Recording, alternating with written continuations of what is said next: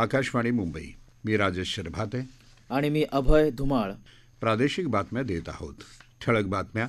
मुंबईत उद्यापासून सुरू होत असलेल्या G20च्या डेव्हलपमेंट वर्किंग ग्रुपची बैठकीत भारताचा भर शाश्वत विकासाची उद्दिष्ट साध्य करण्यासाठी भारतानं केलेल्या मानवकेंद्री प्रयत्नांवर भारताचा भर. भारताचे शेर्पा अमिताभ कांत यांचं प्रतिपादन. केंद्र सरकारच्या कर्मचाऱ्यांसाठी जुनी निवृत्ती वेतन योजना पुन्हा लागू करण्याबाबतचा कुठलाही प्रस्ताव विचाराधीन नसल्याचं सरकारचं स्पष्टीकरण. माजी गृहमंत्री अनिल देशमुख यांना जामीन देण्याबाबतचा निर्णय मुंबई उच्च न्यायालयानं पुढल्या 10 दिवसांसाठी ठेवला स्थगित. आणि राज्याच्या काही भागात अवकाळी पावसाची हजेरी, अनेक ठिकाणी पिकं धोक्यात. मुंबईत उद्यापासून G20च्या डेव्हलपमेंट वर्किंग ग्रुपची बैठक सुरू होते आहे. या बैठकीत शाश्वत विकासाची उद्दिष्ट साध्य करण्यासाठी भारतानं केलेल्या मानवकेंद्री प्रयत्नांवर भारताचा भर राहील, अशी माहिती भारताचे शेर्पा अमिताभ कांत यांनी दिली. ते आज मुंबईत वार्ताहर परिषदेत बोलत होते. मुंबईतली ही बैठक उद्यापासून 16 डिसेंबरपर्यंत सुरू राहणार आहे. डिजिटल तंत्रज्ञानाच्या शक्तीचा वापर करणे आणि डेटाचा चांगला वापर करणे यावर भारताचा भर राहील, असं ते म्हणाले. विकास आणि वातावरण बदलात समतोल साधणे तसंच पर्यावरण अनुकूल जीवनशैलीला प्रोत्साहन देणं यावर भारत भर देईल, असं कांत यांनी सांगितलं. G20च्या विकासाच्या अजेंड्याचं काम या ग्रुपकडेच राहील, यावर भारताचा भर असेल. याशिवाय दक्षिणेकडच्या देशांचा आवाज वृद्धिंगत करणे आणि हरित विकासाला चालना देणे याकडे भारताचं लक्ष राहील, अशी माहिती कांत यांनी वार्ताहरांना दिली. या बैठकीच्या निमित्तानं जगाला महाराष्ट्राची संस्कृती, नृत्य, खाद्यसंस्कृती यांची ओळख करून दिली जाईल. हे करतानाच चित्रपटसृष्टीतलं नवनवीन तंत्रज्ञान पाहुण्यांसमोर मांडलं जाईल, असं कांत यांनी सांगितलं. या बैठकीसाठी येणारे परदेशी पाहुणे गेटवे ऑफ इंडिया आणि कान्हेरी लेणींनाही भेट देणार आहेत.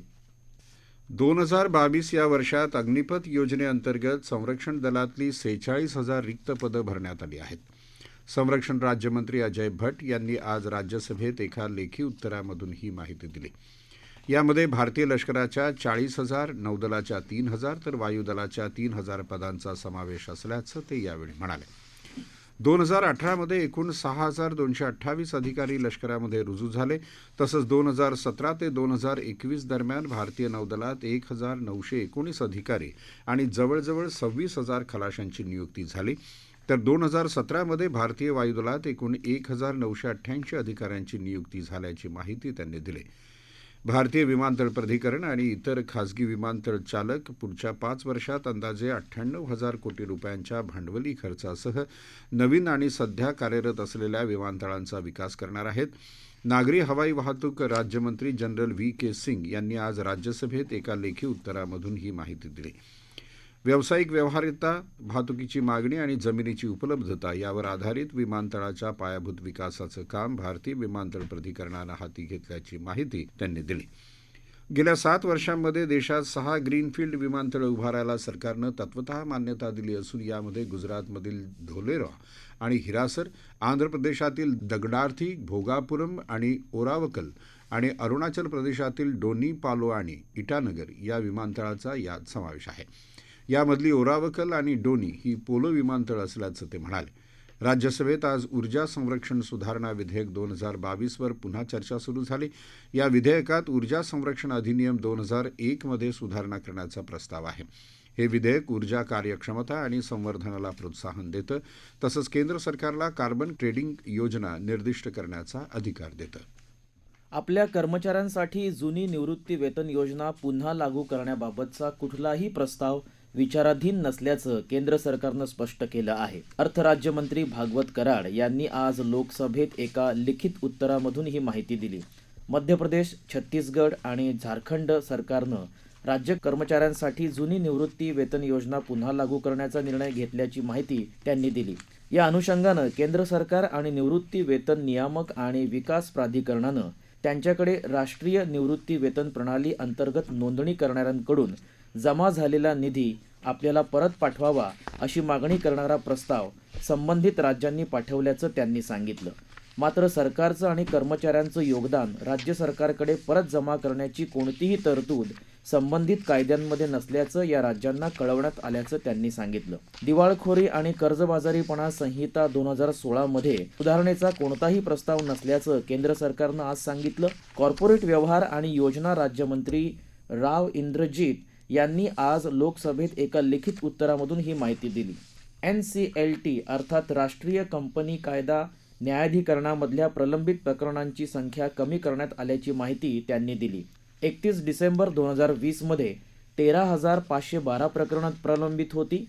31 डिसेंबर 2021 मध्ये 13,211 तर यंदाच्या वर्षी 31 ऑक्टोबरपर्यंत 12,871 प्रलंबित प्रकरणं होती, अशी माहिती त्यांनी यावेळी दिली.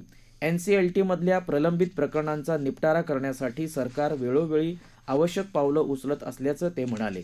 2019-20च्या तुलनेत 116 कोटी रुपयांच्या ATM व्यवहार फसवणुकीच्या तुलनेत यावर्षी केवळ 68 कोटी रुपयांचे व्यवहार ATM फसवणुकीत गुंतले असल्याची माहिती वित्त राज्यमंत्री डॉक्टर भागवत कराड यांनी लोकसभेत दिली. गेल्या काही वर्षात ATM व्यवहारांच्या फसवणुकीत 34.5% घट झाली असल्याचं ते म्हणाले.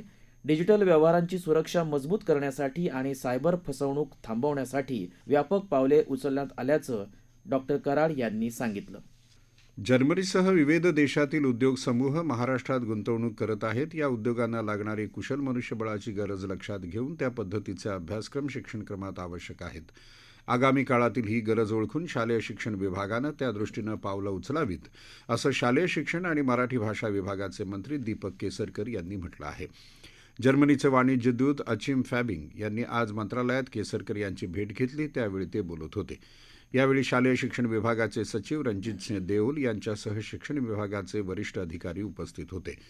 यावेळी केसरकर यांनी फॅबिंग यांच्याकडून जर्मनीतील शिक्षण पद्धती, तेथील विविध उद्योगांसाठी लागणाऱ्या कुशल मनुष्यबळाची गरज, देशात आणि महाराष्ट्रात गुंतवणूक केलेल्या जर्मन उद्योग समूहांसाठी लागणारे मनुष्यबळ आदींबाबत चर्चा केली. माजी केंद्रीय मंत्री आणि राज्याचे माजी उपमुख्यमंत्री दिवंगत गोपीनाथ मुंडे यांच्या जयंतीनिमित्त मुख्यमंत्री एकनाथ शिंदे, उपमुख्यमंत्री देवेंद्र फडणवीस, केंद्रीय मंत्री नितीन गडकरी यांनी त्यांना अभिवादन केलं आहे.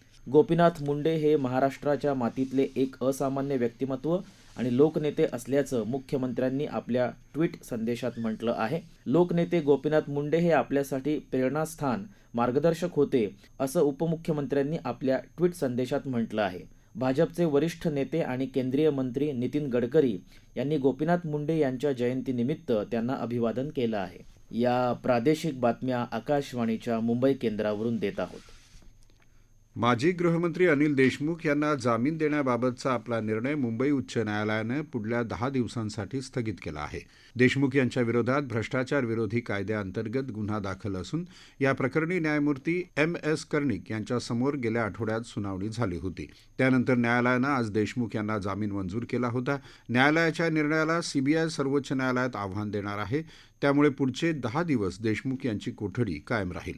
देशमुख यांना गेल्या वर्षी 2 नोव्हेंबर रोजी सक्तवसुली संचालनालयानं 12 तासांच्या चौकशीनंतर अटक केली होती. त्यानंतर CBIनं देखील त्यांना भ्रष्टाचार विरोधी कायद्याअंतर्गत अटक केली होती.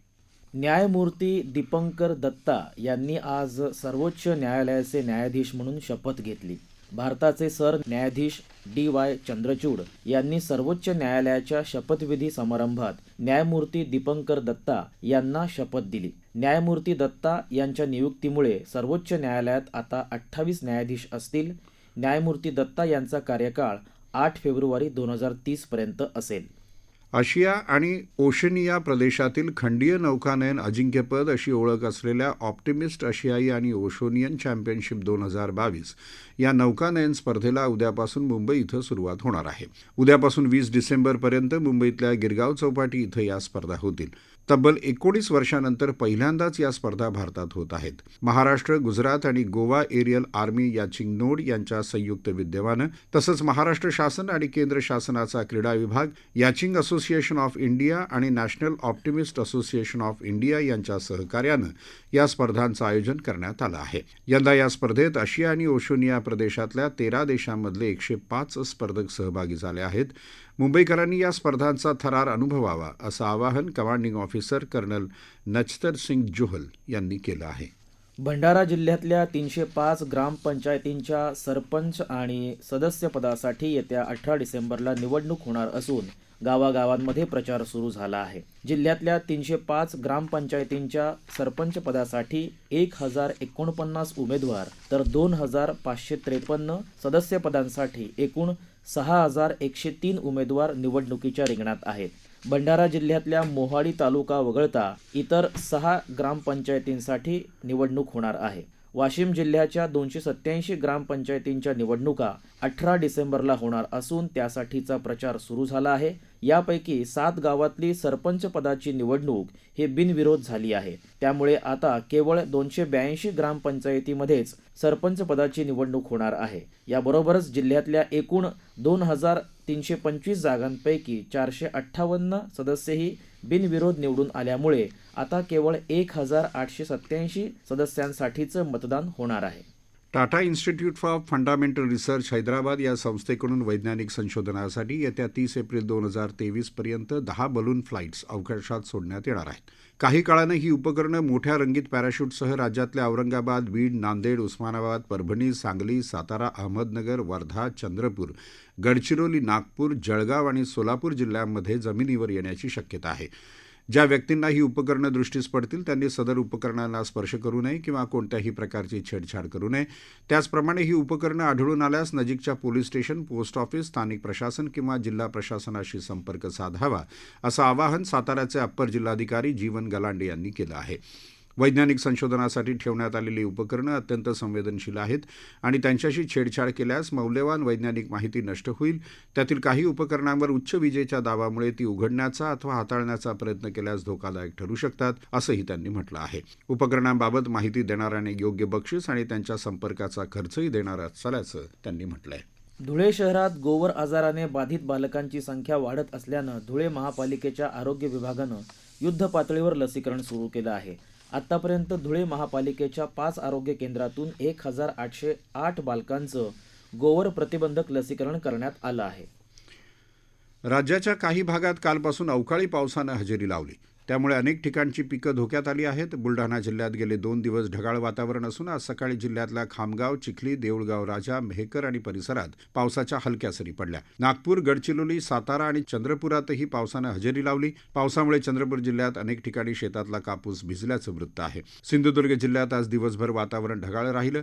जिल्ह्यात तुरळक ठिकाणी पावसाच्या हलक्या सरी पडल्या. अवकाळी पावसामुळे कोकणातल्या आंबा, काजू, जांभूळ आणि फणस या पिकाला फटका बसण्याची शक्यता निर्माण झाली आहे. हवामान. येत्या 2 दिवसात मराठवाडा आणि विदर्भात बहुतांश ठिकाणी तर मध्य महाराष्ट्रात बऱ्याच ठिकाणी किमान तापमानात सरासरीच्या तुलनेत उल्लेखनीय वाढ तर कोकणात काही ठिकाणी लक्षणीय वाढ झाली आहे. राज्यात सर्वात कमी किमान तापमान वाशिम इथं 13 अंश सेल्सिअस इतकं नोंदवलं गेलं. येत्या 2 दिवसात कोकणात आणि मध्य महाराष्ट्रात काही ठिकाणी पावसाची शक्यता असून मराठवाडा आणि विदर्भात हवामान कोरडं राहील असा पुणे वेधशाळेचा अंदाज आहे. ठळक बातम्या पुन्हा एकदा. मुंबईत उद्यापासून सुरू होत असलेल्या G20च्या डेव्हलपमेंट वर्किंग ग्रुपच्या बैठकीत भारताचा भर शाश्वत विकासाची उद्दिष्ट साध्य करण्यासाठी भारतानं केलेल्या मानवकेंद्री प्रयत्नांवर भारताचा भर राहील. भारताचे शेर्पा अमिताभ कांत यांचं प्रतिपादन. केंद्र सरकारच्या कर्मचाऱ्यांसाठी जुनी निवृत्ती वेतन योजना पुन्हा लागू करण्याबाबतचा कुठलाही प्रस्ताव विचाराधीन नसल्याचं सरकारचं स्पष्टीकरण. माजी गृहमंत्री अनिल देशमुख यांना जामीन देण्याबाबतचा निर्णय मुंबई उच्च न्यायालयानं पुढल्या 10 दिवसांसाठी ठेवला स्थगित. आणि राज्याच्या काही भागात अवकाळी पावसाची हजेरी, अनेक ठिकाणी पिकं धोक्यात. याबरोबरच आकाशवाणी मुंबई केंद्रावरचं हे प्रादेशिक बातमीपत्र संपलं. नमस्कार.